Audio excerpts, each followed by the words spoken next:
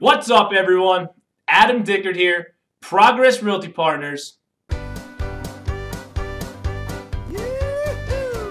Back for another round of Thirsty Thursday. For those of you that don't know what this is, we go around, try locally crafted New Jersey beers, but while we do that, we give you guys some real estate knowledge.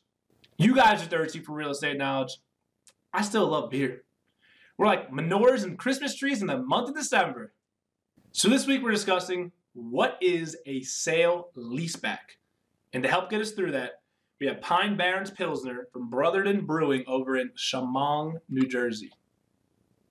But before we get started, everyone knows it's the initial taste test.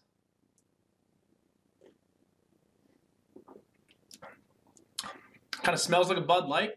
It doesn't taste like a Bud Light. A sale-leaseback is when an owner-user sells the physical real estate that they're occupying, but then leases back their space back to themselves.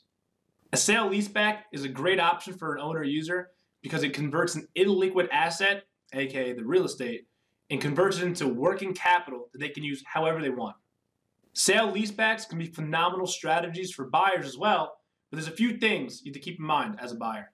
Number one, pay attention to what the rent amount is. Oftentimes in a sale-leaseback, the seller will jack up their rents for a higher sales price, and oftentimes these are actually above market rates.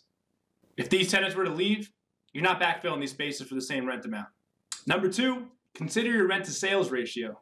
Along the lines of paying market rate rents, you want to make sure that the business that is now leasing the space actually has enough revenue to support the new rent. Number three, sustainability of the business. You just signed a brand new lease with a great tenant who used to own the building. They love the location.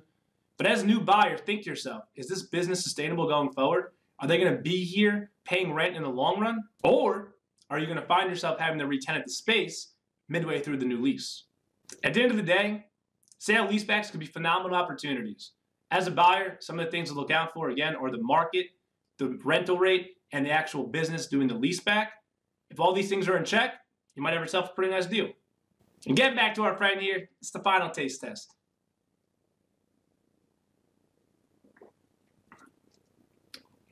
So I was wrong before. On a scale of 1 to 10, this is about a 3. Not only does it smell like a Bud Light, it tastes like a Bud Light. But for those of you that like Bud Light, this is Pine Barrens Pilsner from Brotherton Brewing in Shamong. I'm Adam Dickert. We're Progress Realty Partners. Catch you guys next week with a new beer and new information. Dreidel, dreidel, dreidel, I made it out of clay.